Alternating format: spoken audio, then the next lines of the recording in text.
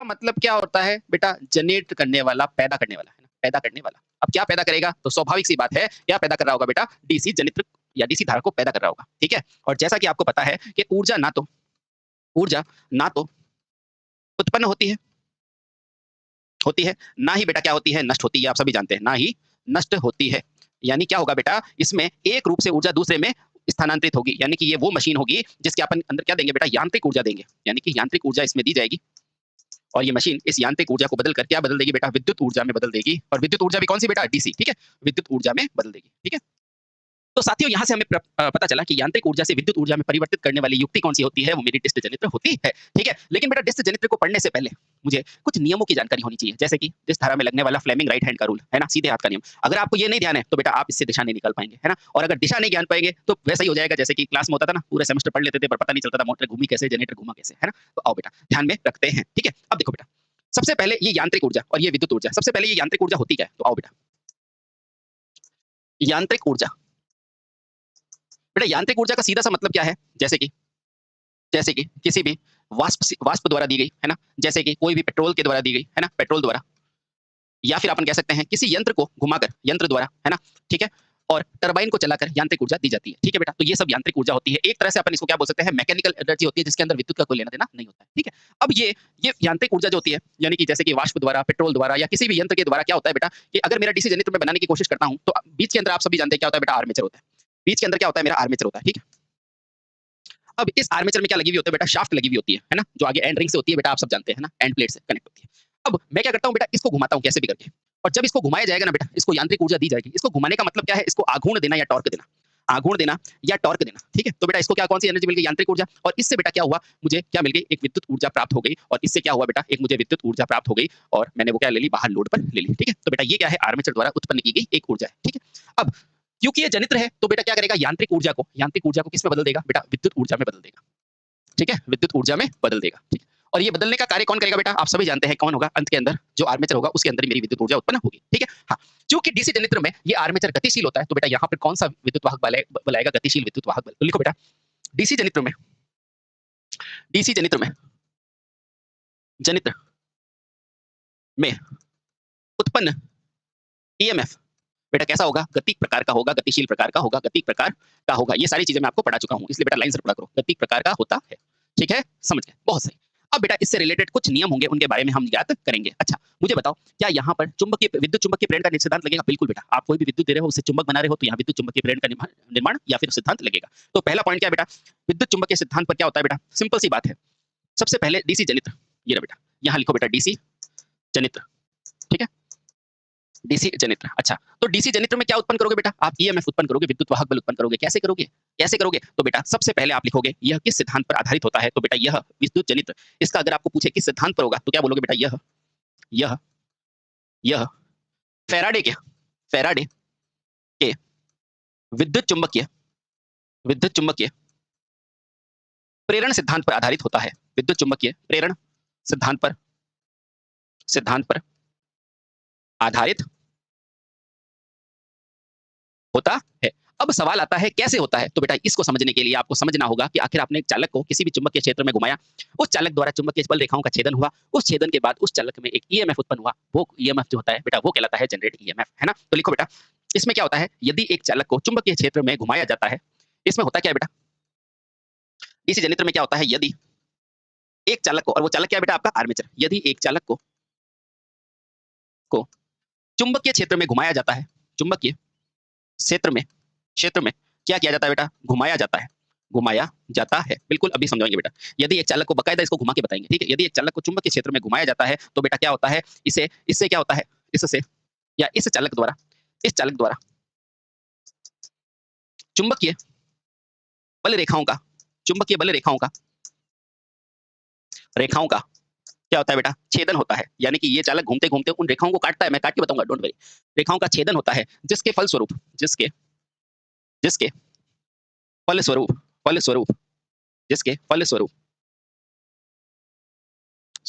नियम के अनुसार बेटा? फैराडे के नियम के अनुसार, है ना? ये मैंने पढ़ाया था ना, E समानुपाती d∅dt, इसलिए बेटा मैग्नेट भी ढंग से पढ़ना है। जिसके फलस्वरूप फैराडे के नियमानुसार क्या उत्पन्न होता है बेटा? एक विद्युत वाहक बल उत्पन्न होता है। विद्युत वाहक बल उत्पन्न होता है, किसमें? आर्मेचर में उत्पन्न होता है। अब ये विद्युत वाहक बल आपने उत्पन्न हो गया, ये जनित्र हो गया। अब बेटा इसमें क्या समझोगे? अब मुझे बताओ, इस विद्युत वाहक बल आपने उत्पन्न तो कर दिया, पर इसकी दिशा किससे ज्ञात करोगे? तो बेटा इसकी दिशा ज्ञात की जाती है फ्लेमिंग के दाएं हाथ के नियम से। तो लिखो बेटा, इस उत्पन्न विद्युत वाहक बल की दिशा, इस उत्पन्न विद्युत वाहक बल की दिशा, विद्युत वाहक बल की दिशा किससे ज्ञात होती है? तो बेटा आपसे पूछेगा कि जनित्र में कौन सा सिद्धांत लगता है, तो बेटा उसकी दिशा होती है Fleming right hand rule, Fleming दाएं हाथ के नियम से, दाएं हाथ नियम द्वारा ज्ञात होती है, नियम द्वारा ज्ञात होती है। बेटा क्या होती है? दिशा, ध्यान रखना, ज्ञात होती है। कौन सी? विद्युत वाहक बल की दिशा ज्ञात होती है। ठीक है, समझ गए? बहुत सही। अब बेटा कुछ चीजें आप ध्यान रखना है, जैसे कि आपको क्या क्या ध्यान में रखना है कि सबसे पहले तो इसका सिद्धांत क्या है? फैराडे का विद्युत चुंबकीय प्रेरण, है ना। इससे ईएमएफ आया, और ये ईएमएफ है ना बेटा, इसकी दिशा किससे ज्ञात करोगे? फ्लेमिंग दाएं हाथ के नियम द्वारा। तो बेटा पहला क्वेश्चन तो यही पूछा जाता है, ईएमएफ की दिशा किससे ज्ञात होती है? भाई आपने फैराडे का नियम पढ़ा है ना चुंबक में, वही चुंबक का नियम मैंने यहाँ लगाया, ठीक है, बस और कुछ नहीं। तो ये दिशा किससे होगी बेटा? यही दिशा किससे ज्ञात करोगे आप? इसकी दिशा को फ्लेमिंग दाएं हाथ के नियम से। क्या होगी सब बताएंगे। फ्लेमिंग दाएं हाथ के नियम द्वारा ज्ञात होती है, द्वारा ज्ञात होती है। ठीक है, अब फ्लेमिंग का दाएं हाथ का नियम क्या है? आप में से कोई जानता है? ठीक है, चलो तो मैं ही बता देता हूँ बेटा, फ्लेमिंग का दाएं हाथ का नियम क्या है। देखो बेटा, फ्लेमिंग ने क्या बोला था? सीधे हाथ का नियम ये रहा बेटा। ठीक है, उसने बोला था अपने सीधे हाथ की अंगुलियों को 90 डिग्री पर क्या करो बेटा? रोटेट कर दो। ठीक है, अब देखो ये सीधा हाथ बनाया मैंने, और ये मेरा क्या है? अंगूठा है मान लो। ठीक है, ये मेरी सीधी अंगुली है और ये मेरी सेकंड फिंगर है, बाकी सबको मैंने मोड़ दिया। ठीक है, ये है फ्लेमिंग दाएं हाथ का। अब बेटा ये सभी, इन सबको मैं एक साथ अगर ऐसे बनाना चाहूँ तो बेटा इसी को मैंने कैसे बना दिया? इस तरह से बना दिया, कोई दिक्कत है? एक ये ऊपर की लाइन, एक यहाँ पर, और ये क्या है? मेरी मिडिल फिंगर। ठीक है, समझ गए बेटा? ये क्या है? 90 डिग्री। ये सब अपने से क्या है बेटा? 90 डिग्री पर है। ये भी क्या है? 90 डिग्री पर है, और ये भी क्या है? 90 डिग्री पर है। ठीक है, अब इसको याद कैसे रखेंगे बेटा? सबसे पहले आप जैसे मोटर के अंदर कैसे याद कर रहे थे एफबीआई, वैसे बेटा इसको याद रखेंगे क्या? ईबीआई, है ना। सबसे पहले आप फोर्स की दिशा, और ये क्या है? चुंबकीय क्षेत्र में, और ये प्रेरित विद्युत वाहक बल। तो बेटा इसको कहते हैं मिडिल फिंगर। अब आप बताओ इसको मिडिल फिंगर क्यों बोलेंगे? क्योंकि बेटा दो इधर से छोड़ दी, दो इधर से छोड़ दी, तो ये मिडिल फिंगर है ना। देखो तो ये क्या आपको क्या बताएगी? ये बताएगी बेटा जो आपकी जो बीच की अंगुली ना, इसको कहते हैं बेटा बीच की अंगुली, ये अंगुली है। ठीक है, और ये बेटा पहली अंगुली कहते हैं, इसको पहली अंगुली कहते हैं, फर्स्ट अंगुली, फर्स्ट फिंगर, पहली अंगुली, पहली अंगुली, है ना। और बेटा ये क्या होता है? अंगूठा। अब जैसा कि आपने अभी क्या लिखा था? अभी लिखा था बेटा, यदि किसी चालक को चुंबकीय क्षेत्र में घुमाया जाएगा तो चालक चुंबकीय बल रेखाओं का छेदन करेगा। ठीक है, चुंबक को घुमाया है, चालक को घुमाया है, यानी कि इसको बल दिया है, तो देखो यही है बेटा, अंगूठा क्या करेगा? बल की दिशा को बताएगा, बल की दिशा।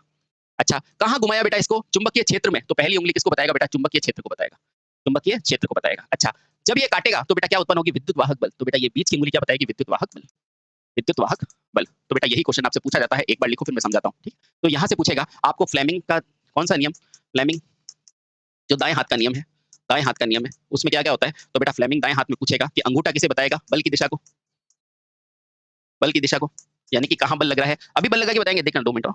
उसके बाद जो पहली उंगली होगी, पहली उंगली वो क्या बताएगी बेटा? वो चुंबकीय क्षेत्र को बताएगी। अभी बताते हैं कैसे। चुंबकीय क्षेत्र, है ना। देखो बेटा, जैसे मान लो ये मेरी एक चुंबक है, ये दूसरी चुंबक है ना, ये चुंबक, इन दो चुंबक को मैंने उल्टा रख दिया तोड़ के। तो बेटा ये अगर चुंबक का एक ध्रुव है N और ये है S, तो बेटा इसकी दिशा क्या होगी? ऐसे होगी, होगी कि नहीं? जैसे अपन चुंबक होती है N, तो बेटा उसकी दिशा क्या होता है? चुंबक के बाहर S से N और चुंबक के अंदर S से N। तो बताओ ये चुंबक के बाहर है कि नहीं? चुंबक के बाहर है, तो चुंबक के बाहर इसकी दिशा क्या होती है बेटा? N से S। ठीक है, मशीन में कुछ नहीं होता बेटा, ये इस तरह से यूं जुड़ी हुई होती है, ध्यान रखना, इस तरह से यूं जुड़ी हुई होती है, समझ गए? हाँ, तो बेटा चुंबक के बाहर की तरफ क्या होती है इसकी दिशा? N से S, इसलिए मैंने ऐसे दिखाई है। ठीक है, तो ये क्या है? चुंबक के क्षेत्र को बताता है। ठीक, अब बेटा इसके अलावा जो अगला होता है वो क्या होती है बेटा? बीच की अंगुली, बीच की अंगुली, तो बेटा वो क्या बताएगा? वो ईएमएफ को बताएगी। तो बीच की अंगुली जो होगी ना, वो क्या बताएगी बेटा आपको? अंगुली वो क्या बताएगी बेटा आपको? ईएमएफ की दिशा बताएगी, ईएमएफ की दिशा। ठीक है, ये बेटा फ्लेमिंग का नियम था। ठीक है, और ये देखो चुंबक के बाहर है, ये देखो बीच में एयर गैप है ना, तो चुंबक के बाहर इसकी दिशा N से S होगी। अगर चुंबक उल्टी रख दोगे तो इस तरफ दिशा हो जाएगी। ठीक, ये देखो बेटा ये था फ्लेमिंग का नियम। बोलो यहाँ तक कोई दिक्कत? ठीक है, एक चीज बेटा अक्सर हम आप समझते हैं, क्या समझते हैं? तो याद ही आपसे क्या समझे कि ये क्या है मेरा एफबीआई, ये क्या है फोर्स, ये क्या है मैग्नेटिक फील्ड, और ये क्या है ईएमएफ। खत्म बात, समझ गए? हाँ, और एक चीज बेटा आप हमेशा समझते हैं, क्या समझते हैं? कि ये जो उत्पन्न होता है किसी भी मशीन में ईएमएफ, वो हमेशा कैसा होता है? वो एसी होता है। कैसा होता है? एसी। आखिर आज जानते हैं वो एसी ही क्यों होता है। ठीक है, तो लिखो बेटा, यहाँ क्या लिखोगे? हम जानते हैं मशीन के, मशीन के आर्मेचर में, आर्मेचर में उत्पन्न, उत्पन्न बेटा विद्युत वाहक बल, विद्युत वाहक बल, यानी कि ईएमएफ, ईएमएफ सदैव कैसी प्रकृति का होता है? सदैव, सदैव, सदैव कैसी क्या पढ़ते हैं बेटा? हम क्या जानते हैं कि मशीन द्वारा उत्पन्न विद्युत वाहक बल हमेशा कैसा होता है? सदैव कैसी प्रकृति का होता है बेटा? सदैव प्रत्यावर्ती प्रकृति का होता है। अब ये मत पूछना सर प्रत्यावर्ती क्या होगी, क्योंकि मैं सब कुछ पढ़ा चुका हूं बेटा। प्रत्यावर्ती यानी कि एसी थ्योरी बताया था ना, जिसका मान प्रतिपल बदलता है। ठीक, प्रत्यावर्ती प्रकृति का होता है, प्रकृति का होता है।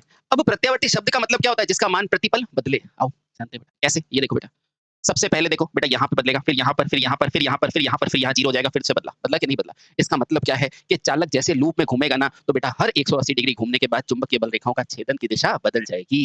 लिखो बेटा, यह इसलिए होता है, यह इसलिए होता है, यानी कि कौन सा? यह प्रत्यावर्ती स्वभाव इसलिए होता है, यह ईएमएफ का प्रत्यावर्ती स्वभाव इसलिए होता है, स्वभाव इसलिए होता है, इसलिए होता है क्योंकि प्रत्येक 180 डिग्री के बाद, यानी कि प्रत्येक आधे चक्र के बाद, ये देखो बेटा, प्रत्येक आधे चक्र के बाद, ये आधा चक्र हुआ, इसने दिशा चेंज कर ली, करी कि नहीं? प्रत्येक आधे चक्र के बाद या 180 डिग्री के बाद चालक किसमें क्या बदल देता है बेटा? चालक फ्लक्स छेदन की दिशा बदल देता है, फ्लक्स छेदन की दिशा बदल देता है। बेटा यहाँ से आप मशीन के अंदर घुस रहे हो, ध्यान रखना, बदल देता है। अब देखो, अगर ये चालक प्रत्येक 180 डिग्री के बाद फ्लक्स छेदन की दिशा बदलेगा, तो बेटा अगर फ्लक्स बदलेगा तो धारा बदलेगी तो ईएमएफ स्वतः बदल जाएगा। ठीक है, समझ गए क्या? ठीक है, अब देखते हैं बेटा ये कैसे बदलता है, इसकी प्रकृति कैसी होती है, तो आइए जानते हैं। ठीक है, अब देखो बेटा, मुझे बताओ, सबसे पहले जब मैंने आपको डीसी मशीन पढ़ाई थी तो आपको क्या बोला था? सबसे पहले आप क्या बनाते हो बेटा? चुंबकीय पोल बनाते हो? हाँ, तो बेटा ये है आपके चुंबकीय पोल। गौर से देखना बेटा, ये क्या है आपके चुंबकीय पोल। ठीक, अब चाहे इसको एन ले लो, चाहे इसको एस ले लो, कोई दिक्कत नहीं। मशीन के अंदर बेटा ये अंदर इस तरह से जुड़े हुए होते हैं, मशीन के अंदर बेटा इस तरह से जुड़े हुए होते हैं। ठीक है, समझ गए? हाँ, लेकिन समझने के लिए बेटा आप ऐसे नहीं बनाओगे, आप सिर्फ ये बनाओ। ठीक है, और मशीन के अंदर ये जुड़े होते हैं। ठीक है, हाँ, तो देखो ये क्या है आपका, ये क्या है आपका, ये माना मेरा एन ध्रुव है, यानी कि नॉर्थ पोल है, और ये साउथ पोल है। बोलो यहाँ तक कोई डाउट है? ये क्या है? ये क्या है? ये चुंबकीय पोल है, जो मैंने सबसे पहले पढ़ाए थे आपको डीसी मशीन के स्टार्टिंग में, है ना? बताओ बेटा, इसके ऊपर कौन सी वाइंडिंग होती है? इसके ऊपर कौन सी वाइंडिंग होती है? इसके ऊपर होती है बेटा फील्ड वाइंडिंग होती है। कौन सी वाइंडिंग होती है बेटा? इसके ऊपर क्षेत्र वाइंडिंग होती है। अच्छा, वाइंडिंग होती है। अच्छा, और ये क्या होता है बेटा? ये पोल होते हैं। ठीक है, और सेम टू सेम वाइंडिंग यहाँ पर भी होती है। हाँ, बेटा ये भी क्या है? फील्ड वाइंडिंग है। ठीक, बहुत सही। अब देखो, आपको क्या पता है, अगर ये मेरी एक चुंबक है, अगर एन है, तो चुंबक के अंदर बेटा ये अंदर है, और ये क्या है? बाहर। बाहर की कौन सी दिशा होती है? एन से एस, यानी चुंबक के बाहर उत्तर से दक्षिण, और चुंबक के अंदर क्या दिशा होती है बेटा? एस से एन। और चुंबक की रबल रेखा हमेशा बंद परिपथ बनाती है। ठीक है, ये बंद परिपथ बनाया कि नहीं? बनाया कि नहीं? बना दिया। ठीक है, यानी कि देखो ये क्या है? चुंबक के अंदर या बाहर? बेटा बाहर है, देखो बीच में कनेक्शन नहीं है। तो चुंबक के बाहर इसने कौन सी दिशा बनाई है? एन से एस। तो बेटा यहाँ से एक चुंबक की बल रेखा की दिशा क्या होगी? ये बना दो इसको, फाई एफ। ये एफ क्यों लिखा बेटा? क्योंकि ये फील्ड का है, क्षेत्र का है। ठीक है, समझ गए? अब फैराडे के नियम के अनुसार क्या अब ईएमएफ बन जाएगा? नहीं बेटा, बीच में क्या रखना पड़ेगा आपको? चालक रखना पड़ेगा, और चालक बल रेखाओं का छेदन करेगा। ठीक है, तो बेटा मैंने एक चालक रख दिया, ये लो भैया, ये मैंने एक चालक रख दिया। रखा कि नहीं रखा? ये चालक रख दिया। ये चालक कुछ नहीं है, ये इस तरह से यू टर्न किया हुआ कंडक्टर है। ठीक है, ये चालक रख दिया, रखा चालक, कोई दिक्कत नहीं। अब देखो बेटा, वापस देखो नियम, देखो वापस क्या बोल रहा है। यदि एक चालक को चुंबकीय क्षेत्र में घुमाया जाता है, यानी कि आपको घुमाना पड़ेगा। क्यों? क्योंकि ये क्या है? ये जनित्र है, इसको यांत्रिक ऊर्जा दोगे तब ये विद्युत ऊर्जा बनाएगा। ठीक, फलस्वरूप फैराडे के नियम के अनुसार इसमें विद्युत वाहक बल होगा, किसमें? आर्मेचर में। ठीक है, चलो ये देखो बेटा, यानी कि जब इसको घुमाओगे, तो मानो मैंने इस तरफ इसको घुमाया, तो ये क्या है बेटा? घुमाने की दिशा, घुमाने की दिशा। बोलो सही है कि नहीं है? अब बाद में आउटपुट किससे भी लेंगे वो कोई फर्क नहीं पड़ेगा, आउटपुट कहां से लोगे? यहाँ से। ठीक है, अभी आप छोड़ो, अभी आप सिर्फ ये देखो। अच्छा, फैराडे के नियम के अनुसार घुमाना पड़ेगा, इसको घुमाओगे। भाई एक पंखी होती है ना, पंखी, मैं अभी आपको लेके बताता हूँ। ये देखो बेटा, ये मेरा क्या है? कंडक्टर है, ये कंडक्टर है। तो सबसे पहले मेरा कंडक्टर ऐसा था, फिर मैंने पलट के ऐसे कर दिया। ठीक है, ये कंडक्टर है। ठीक, तो इसको घुमाना पड़ेगा, तो इसको जैसे ही घुमाऊंगा ना बेटा, तो देखो इधर ऊपर की तरफ मुझे एक बल लगाना पड़ेगा। बिल्कुल, बोलो हाँ हाँ। तो ये एफ मैंने बल लगाया। सिमिलरली मुझे यहाँ पे आऊंगा तो मेरे को नीचे की तरफ बल लगाना पड़ेगा। बोलो हाँ, है ना? हाँ, अब देखना बेटा, गौर से देखना, इधर की तरफ से मैंने बल लगाया, तो बेटा इधर की तरफ बल लगा, और इधर जैसा होगा तो मेरे को नीचे की तरफ बल लगाना पड़ेगा, तभी तो घूमेगा, है ना? ठीक है, अब सुनना, अब यहाँ पे देखो कौन सा नियम लगेगा? फ्लेमिंग का नियम। अब फ्लेमिंग का नियम वापस याद करो। फ्लेमिंग क्या कहता है? फ्लेमिंग कहता है कि यदि यदि ये मेरा क्या है? बल की दिशा है, ये मेरा चुंबकीय क्षेत्र है, बल की दिशा ये वाली बेटा। ठीक है, तो ये क्या है बेटा? बल का नियम। अच्छा, ये क्या है बेटा? चुंबकीय क्षेत्र। ये क्या है? चुंबकीय क्षेत्र। अच्छा, तो बेटा ये जो मिडिल फिंगर होती है, बीच की अंगुली, वो मुझे क्या बताएगा? ईएमएफ की दिशा बताएगी, ईएमएफ की दिशा बताएगी। ठीक है, और मैंने चुंबक पढ़ाई थी, जब मैंने बोला था बेटा आपको कि जब भी अगर कहीं पे भी आपको ये स्क्रू दिख जाए, और जब ये स्क्रू अंदर की तरफ जाता है क्लॉकवाइज, तो बाहर क्या दिखता है आपको? ये क्या है बेटा? इसका मतलब क्या है कि जो चुंबक की बल रेखा कहाँ जा रही है? ईएमएफ की दिशा क्या है? अंदर की तरफ, अंदर। और बेटा जब भी आपको डॉट दिखे, ये देखो डॉट, तो इसका मतलब क्या है? आपकी तरफ। याद आया बेटा? इसलिए मैग्नेट ढंग से पढ़ना बेटा, इसका मतलब बाहर की तरफ। ठीक है, बाहर की दिशा। ठीक है, ये ध्यान रखना बेटा, बाहर की दिशा। तो इन सारे चुंबक के नियमों का प्रयोग करने वाला हूं यहाँ पर। ठीक है, तो ये आ गया बेटा मेरा एफबीआई। ठीक है, अब देखो ये क्या है? फोर्स, ये क्या है? मैग्नेटिक फील्ड, और ये क्या है? मेरा ईएमएफ। अब देखना बेटा, ये चुंबक की लाइन, तो देखो ये चुंबक की लाइन है, ये फोर्स, ये फोर्स। तो बेटा ये बताओ डायरेक्शन कहाँ गया? अंदर गया कि नहीं? अंदर गया कि नहीं? ईएमएफ की दिशा अंदर की तरफ है, और अंदर की दिशा क्या होती है बेटा? क्रॉस। तो यहाँ लगा दिया मैंने क्रॉस। बोलो सही, बोलो सही। ठीक, बहुत आसान है बेटा, बहुत आसान है। अब देखो ये कंडक्टर था, ये कंडक्टर है। अब मैंने क्या बोला बेटा? यहाँ से मुझे कंडक्टर की दिशा आ गई अंदर की तरफ। ठीक है, अब सुनना, आगे क्या लिखा है? इसका प्रत्यावर्ती स्वभाव क्यों होता है? क्योंकि देखो यहाँ क्या लिखा है? प्रत्येक 180 डिग्री के बाद चालक अपना छेदन दिशा बदल देता है। अब देखना बेटा, पहले इसने यहाँ छेदन किया था, अब देखना इसको गौर से, अब देखना ये पलट के यहाँ आ जाएगा। आया? तो अपने 180 डिग्री के बाद इसने छेदन की दिशा पलट दी। देखना तो ये तो थी मेरी 180 डिग्री यानी पहली स्थिति। और दूसरी स्थिति में क्या किया बेटा चालक ने? दूसरी स्थिति में क्या किया? ये मेरा पोल वही है, ये भी मेरा पोल वही है और बीच के अंदर मेरा क्या दिया हुआ है बेटा? चालक दिया हुआ है। ठीक है? ये मेरा चालक है। गौर से देखना बेटा। और 180 डिग्री के बाद क्या किया है? देखना। अभी पहले तो क्या छेदन कर रहा था? देखो, पहले ये यहाँ से छेदन कर रहा था। अब इस आगे वाले पोर्शन को देखना, ये पलट के चालक यहाँ आ जाएगा। तो देखो छेदन कहाँ किया चालक ने? यहाँ पर किया कि नहीं? किया? ठीक है, बहुत सही। लेकिन अब इसके घूमने की दिशा, भाई इस तरफ आप घुमा रहे हो तो अब बल कहाँ लगेगा? नीचे की तरफ लगेगा नहीं? हाँ, लगेगा। वापस से फ्लेमिंग का नियम लाओ। ये है चुंबकीय क्षेत्र और ये बल ऊपर लग रहा था, अब कहाँ लगेगा बल? नीचे। नीचे लगा तो देखो आपकी तरफ आ रही है उँगली। तो ईएमएफ क्या है बेटा? बाहर की तरफ। तो बेटा यहाँ क्या हो जाएगा? ये ईएमएफ की दिशा, है ना? एक ही चालक द्वारा, पहले चालक का एक कोना ये था, अब चालक एक का ये कोना एक है। तो बताओ इस चालक द्वारा यहाँ क्या आ रहा था? पहले एन आ रहा था, अब एस आ रहा है। तो बताओ चुंबक की दिशा परिवर्तित हुई कि नहीं हुई? कब हुई? जब 180 डिग्री पलट गया। इसका मतलब मैंने एकदम सही लिखा था कि 180 डिग्री के बाद छेदन बदल जाता है, इसीलिए बेटा इसका स्वभाव कैसा होता है? प्रत्यावर्ती स्वभाव होता है। बोलो समझ में आया?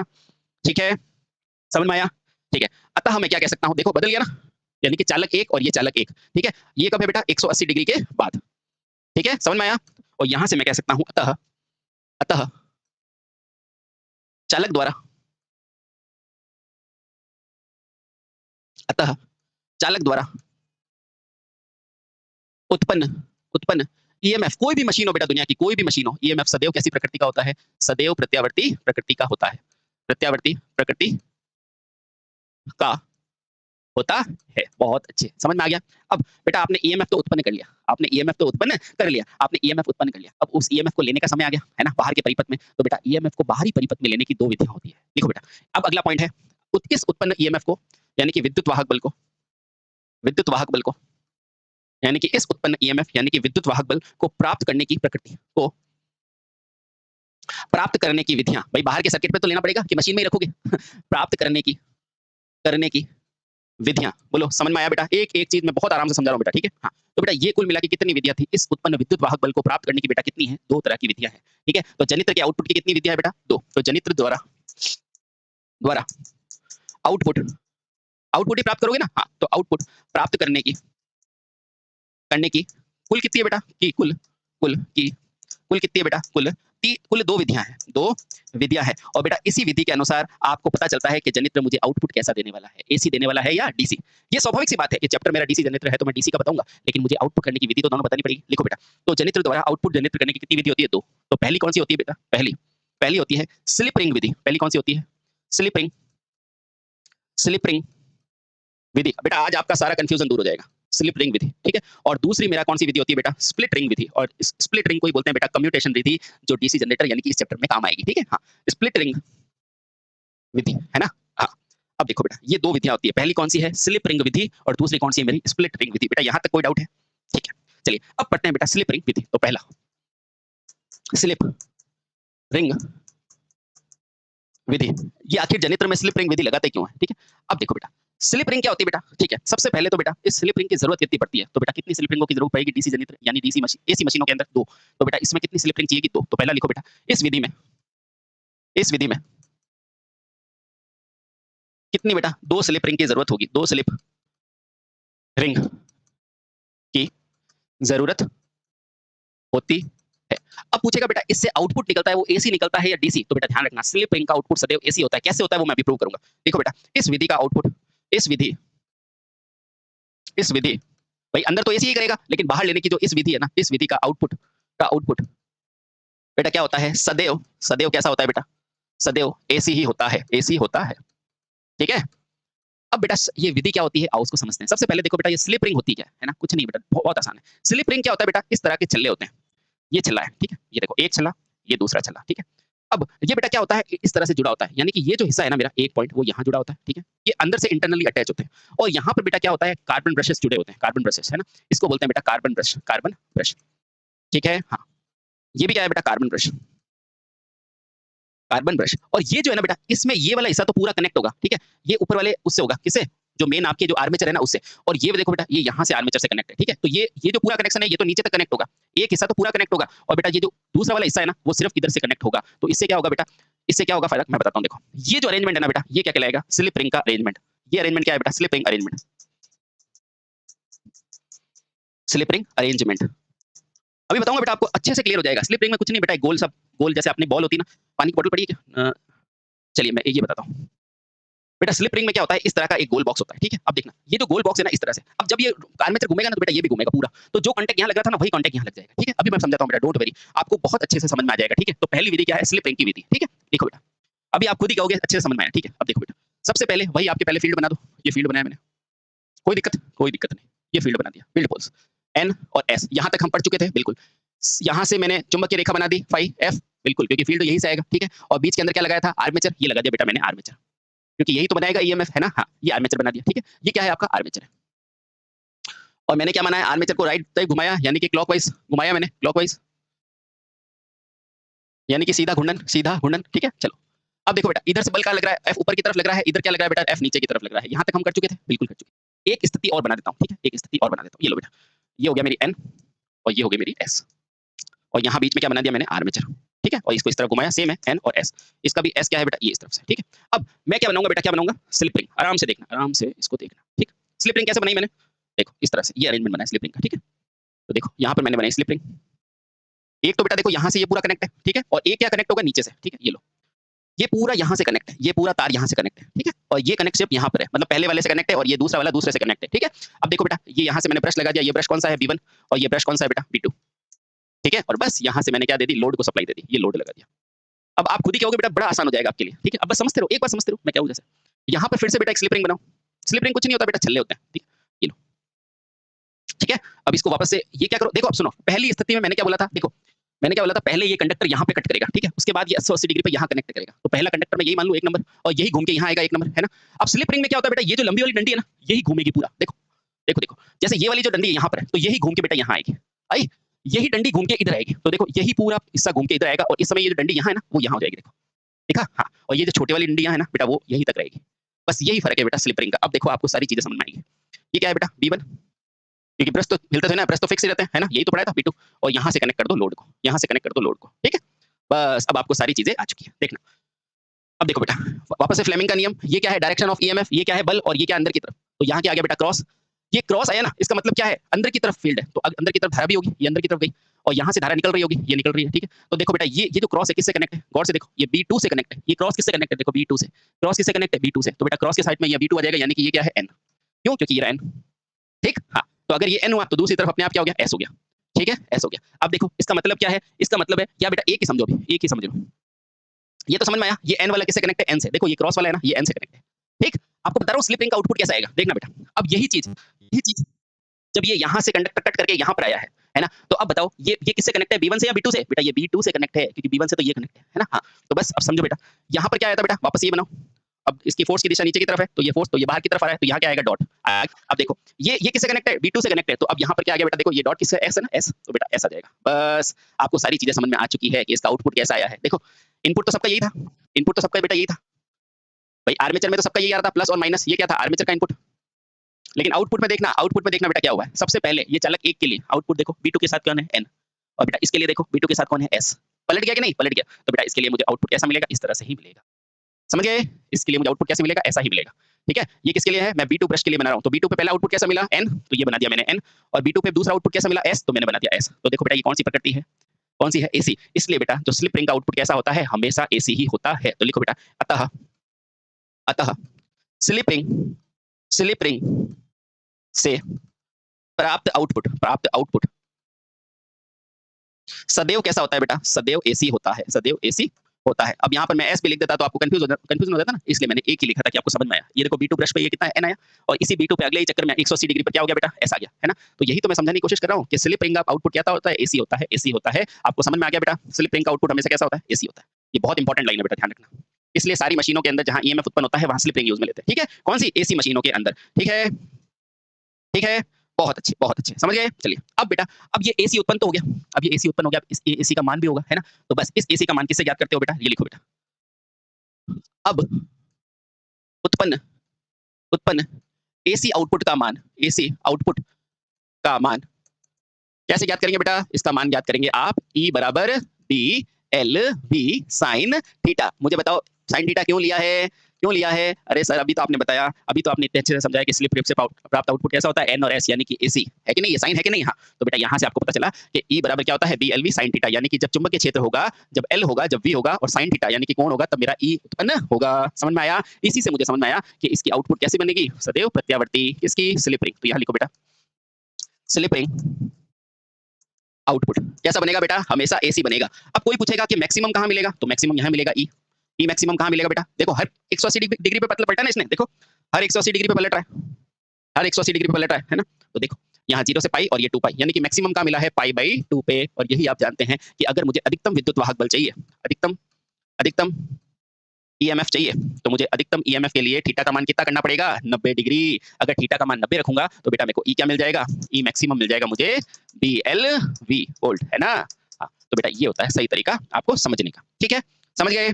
समझ गए? हाँ, ये क्या है? AC output. ये क्या है? AC output. अब मुझे बोले बी क्या होता है, एल क्या होता है? तो सुनो बेटा, जहां जहां बेटा बी क्या है आपका? बी क्या है आपका? चुंबकीय घनत्व। चुंबकीय घनत्व जिसकी इकाई टेस्ला होती है, आप सभी जानते हैं ना, वेबर प्रति मीटर स्क्वायर।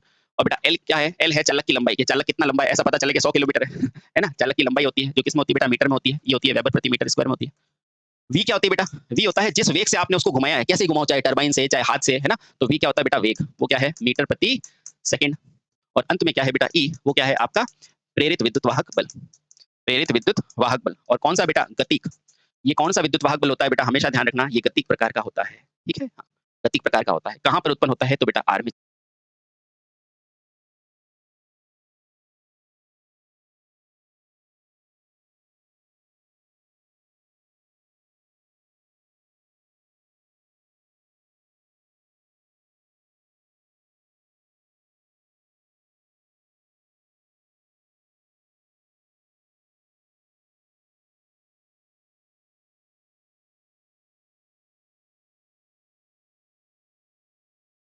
आर्मेचर में उत्पन्न होता है। समझ गए? समझ गए? हाँ। तो यहाँ से मुझे समझ में आया कि बेटा ये एसी नेचर है, क्योंकि इसका मान क्या है? पल-पल बदल रहा है, क्योंकि इसका मान क्या है? पल-पल बदल रहा है। ठीक है? समझ में आया?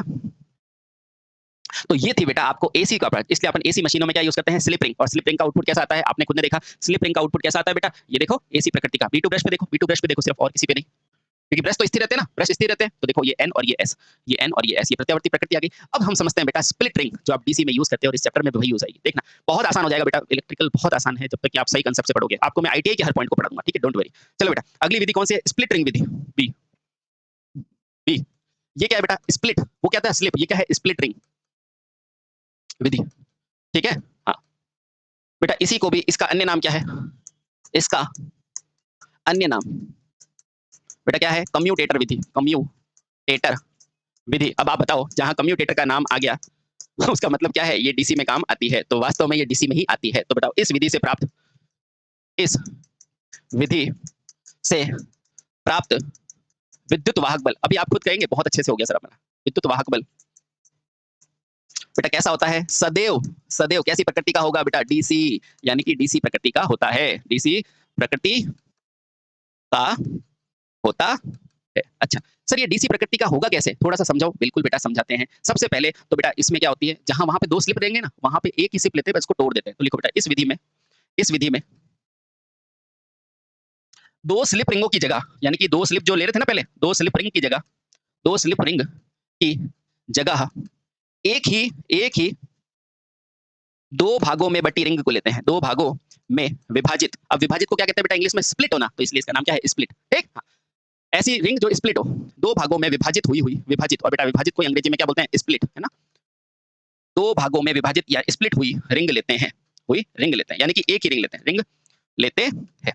ठीक है, बहुत अच्छे, बहुत अच्छे। ठीक है, चलिए। अच्छा, इसे क्या कहते हैं बेटा? इसे कम्यूटेटर विधि भी कहते हैं। सर ये दिखती कैसे? बिल्कुल दिखाता हूँ, डोंट वरी, दिखाते हैं। देखो सुनो, मैंने क्या बोला कि इसमें एक ही रिंग लेंगे, तो ये एक रिंग ले ली मैंने। ठीक है, ये क्या है बेटा? एक रिंग है। सुनो, ये क्या है? एक रिंग है ना? अब इस रिंग को मुझे क्या करना है बेटा? स्प्लिट करना है, तोड़ना है, तोड़ना है, या फिर क्या करना है बेटा? स्प्लिट करना है ना? तो इस रिंग को जब मैं स्प्लिट करूंगा तो बेटा ये कुछ इस तरह से नहीं दिखेगी, दिखेगी? देखना बेटा मैं बताता हूँ। ये आपकी रिंग है, ये आपकी रिंग है। मैंने बीच में से क्या कर दी बेटा? स्प्लिट कर दी, ये इस तरह से। तो ये क्या होगी बेटा? इस तरह से बन गई। ओहो, ठीक है, ये इस तरह से बेटा आपकी स्प्लिट रिंग बन गई। ये 2 रिंग बन गई, बस यही तो स्प्लिट रिंग है। अब देखो बेटा इसका कम्यूटेटर अरेंजमेंट कैसा होगा? तो सुनना, इससे परिपथ में बेटा कैसे लगाते हैं, देखो इस तरह से, ये आपकी रिंग है, ठीक है, ये आपकी रिंग है, ठीक है, और ये भी आपकी रिंग है ना, और 2 भागों में टूटी हुई है, बिल्कुल। और बेटा इसके आगे क्या लगा देते हैं, यहाँ पर लगाते हैं कौन सा ब्रश, B1 ब्रश, और यहाँ क्या लगा देते हैं, B2 ब्रश। बोलो कोई दिक्कत है क्या? और ब्रश कभी भी हिलते नहीं है, ध्यान रखना। हाँ, तो ये क्या है बेटा, ब्रश। और इस पूरे को क्या बोलते हैं बेटा, इस पूरे को क्या बोलते हैं, स्प्लिट रिंग मेथड यानी कम्यूटेशन विधि, कम्यूटेटर विधि, है ना, या फिर इसी को बोला जाता है बेटा स्प्लिट रिंग विधि, स्प्लिट रिंग विधि। अब देखो बेटा, इस स्प्लिट का आउटपुट हमेशा डीसी आता है। कैसे आता है देखो, मैं अभी आपको दिखाऊंगा, क्योंकि हर चीज दिखती है। देखो बेटा, इसका आउटपुट, इस विधि का आउटपुट सदैव क्या होता है बेटा, सदैव डीसी होता है, डीसी होता है। आप पूछोगे कैसे, मैं बताऊंगा ऐसे। देखो कैसे, अब क्वेश्चन आएगा कैसे, कैसे आएगा ना कैसे, तो सुनो बेटा कैसे, तो चलिए अपन समझते हैं। तो मैं वापस से वही करूंगा, क्या करूंगा, सबसे पहले फील्ड पोल बनाऊंगा। ये मैंने बनाया बेटा फील्ड पोल, ठीक है, ये फील्ड पोल, ये है विधि नंबर 1।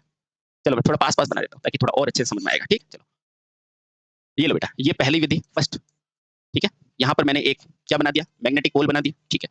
इसी तरह बेटा यहाँ पर मैंने दूसरे मैग्नेटिक पोल बना दिया, ठीक है। ये कौन सी है, विधि नंबर 2, यानी कि जब 180 डिग्री पर पलट दिया ना तब। ये कब था, जब चालक 0 डिग्री पे था।